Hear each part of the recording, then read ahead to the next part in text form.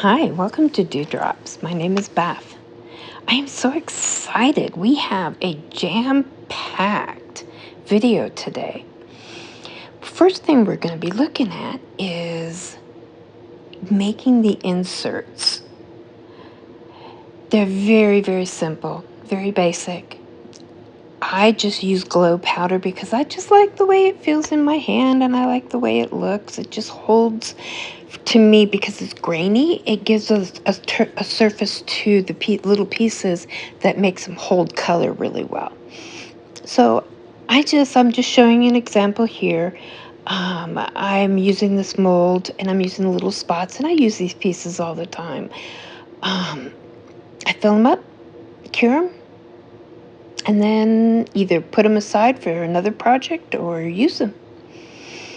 So once they're cured, I take them out, I figure out the ones I want to use, and I coat them with resin, with UV resin. I do a very, very minute amount, but by coating them, it helps hold the chrome powder on. So what I'm using here is the Let's Resin Blue Chrome powder, and I love this stuff. The color is just amazing. It is that bluish green color that is so hard to find. It's kind of like the red. The red's amazing too. Anyway, what I'm doing here now is doing the heart, and I'm going to be coating it on all sides, and I do throw it under the lights after I do this for about 30 seconds just to get the color to adhere a little bit better so it doesn't come off when I'm putting resin on it. It doesn't make it color fast, but it helps so that I can continue the process. I coat it completely. What I'm going to do now is do the back of the heart. It just is easier when it's in the mold because it kind of holds it still. And the back is usually kind of dipped, and I like to make it more flat. Because some molds I can't put a cover over it to flatten it when I cure it, as I've done in other of my videos. So I'm going to cure it, get it ready, flip it over, and then I'm going to start the process of making the wire. I do this zigzag kind of look with my wire. I just kind of go back and forth and bend it back and forth, at the very tip most of the time of my needle nose, but I use a little farther in and the tip just to kind of give it some texture and character. Then once I get that completely bent the way I want it, I will start cutting it to size and figuring out where I want each piece. Each time I do this, it's a whole process of creation. You never do the same thing twice. They may look similar, but they're not. The colors can never be identical. So what I'm doing here is, as I'm measuring and figuring how much I approximately need, I'm straightening, I'm twisting, I'm cutting little bits off because I want certain areas to be bent towards or away from what I'm doing. And as you look at this, you're going to find that it's just going to kind of fall into place. It's really pretty amazing how it does that. So after I get my first few pieces and I know what direction I'm going with this piece as far as where I want to lay my wire, I cure it in just so it stays. Otherwise it gets really fiddly and it's all over the place. So I go ahead and do this, and I'm going to continue on here and let you watch this, I think, because the process is the same over and over again. Clip, straighten, twist, turn, whatever you need to do to make it fit the way you want it to. So I will be back with you in a moment when we get to the next process. This is just an amazing process, and it does take patience. So I'm going to let you watch from here and see the rest of what I do as far as putting the wire in. And I will be back. See you soon.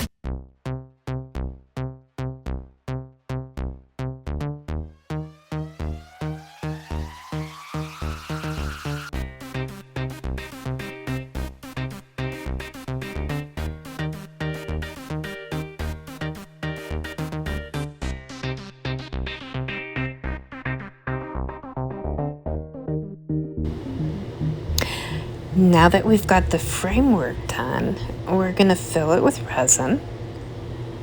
And I'm using the brush there to try and make sure I get into every nook and cranny to avoid as many bubbles as possible. Now with this style, you really don't have to worry a whole lot about bubbles, but the big ones will show through on the front, and you'll have to repair them. So that's why I do that. Now we're going to put color on it. Now that it's cured, I did put a little bit of resin in there. And then I put a little resin on my mat, add my color, mix it together, and then I start painting. I know the canvas is very small, but that's how I look at it. It's my canvas. It's my inspiration, my creation. And I just go with the flow, and whatever happens, happens with it. I'm so surprised so many times with these happy accidents. And I learn something every time I do these. So as I mix these colors together and I see them go in, I try and not mix them because I don't want them to get muddy. But at the same time, I want to be able to make each color distinct, yet blend. I don't know if that makes sense. So I keep mixing a little bit of resin with the color, and then I just spread it. I kind of like to use just a little swipe method. Sometimes I kind of do a little swirl. I sometimes do a dotting motion, like that time right there. It just depends on where I'm working. And I know it looks like a lot of pigment that I'm putting in there. It really isn't. It's very sheer. What we're doing here now, and I know we're moving fast through things, but there's a lot to cover, is I am preparing my piece that I need to put on top of the pendant when I'm done.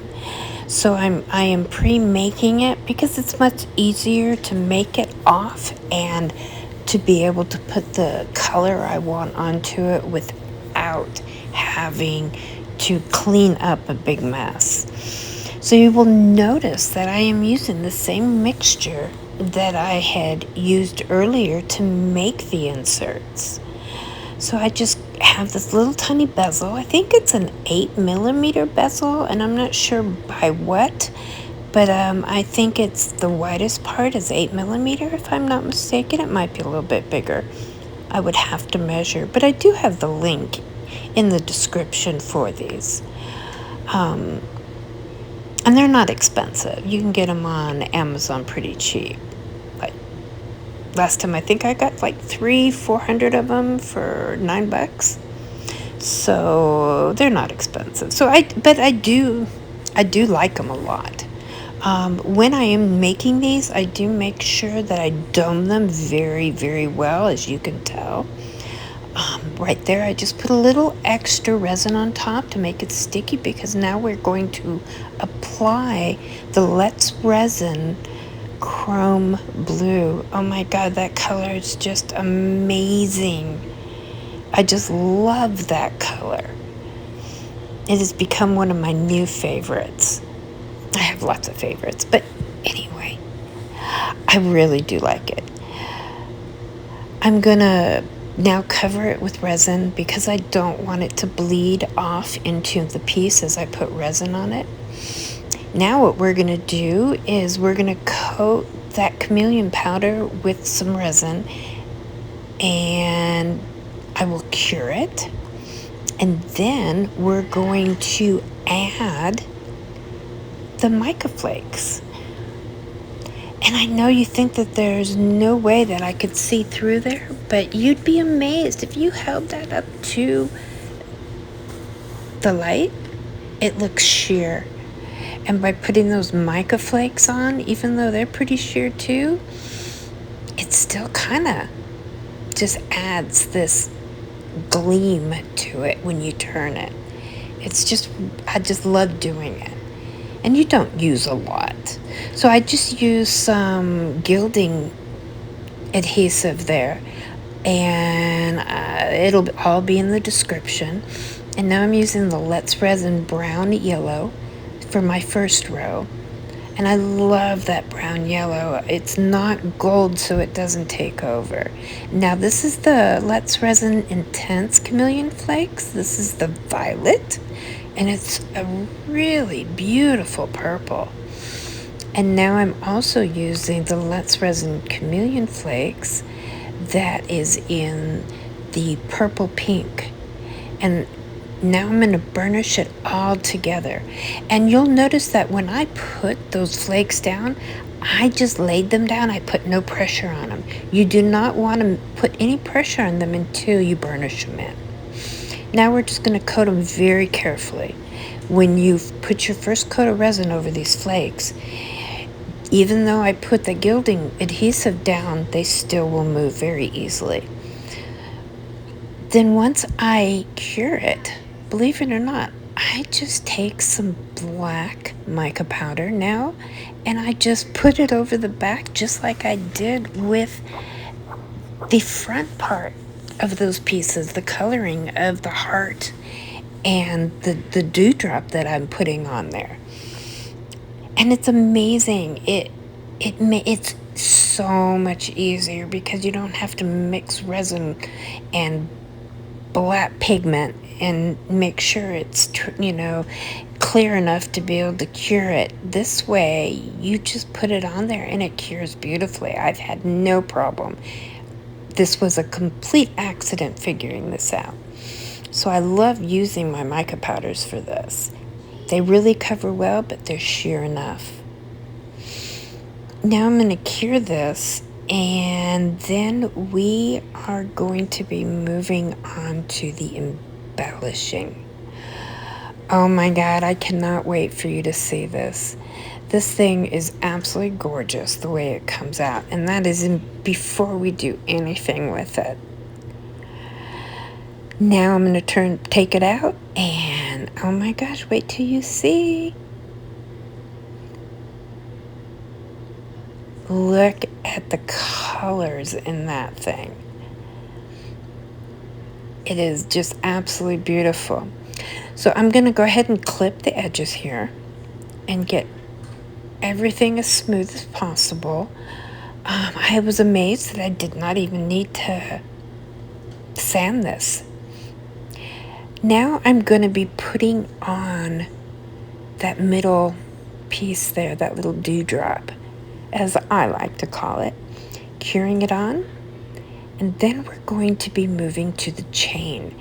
I love using this ball chain, and it can be a little fiddly to use, a little tricky, and there's a learning curve. It took me a while to figure it out, but once I figured it out, I love this stuff. I love to put it around so many things in my pieces, and you can make it fit just about anywhere. And it's for nails, so it's really tiny. So you can add it to your pieces and it won't take over. At least I think so. So I am going to let you watch this because there's really not much I can tell you other than what you're seeing me do. I do use flush cutters to be able to cut this wire as close as possible to the other bead. And it's tricky getting between because they are little tiny beads. But you'll see how I do it. I'm going to go ahead and let you watch this, and I'll be back when we're done with this part, and you will see that it does take a bunch of patience. So I will see you when we are on to the next process.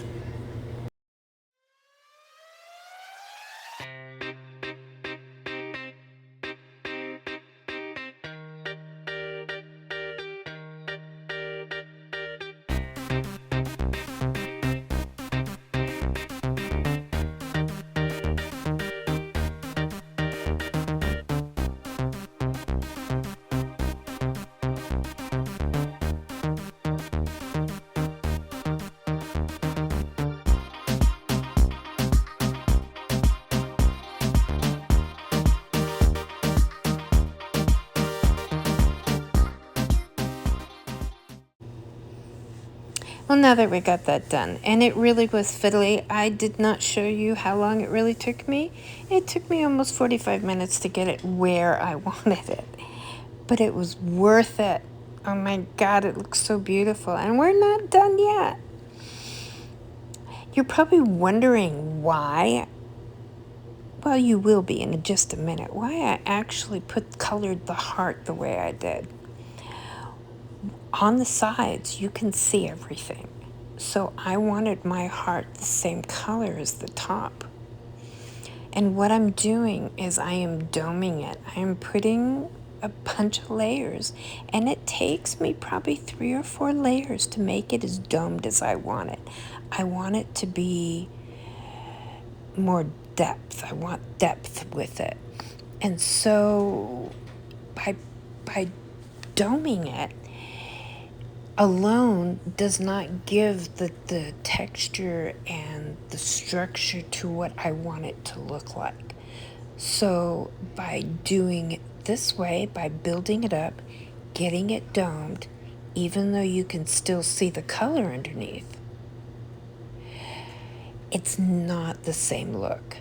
And so that's why I'm doing what I'm doing. I am going to be adding more color to the heart on top and then applying more resin. And then I'm going to be doing the same thing. I'm going to add more color to the drop and then add resin. So it's the same process as I did before, except for now it's on the piece. So I'm going to go ahead and let you watch this. And when we are done with this part of it, I will be back.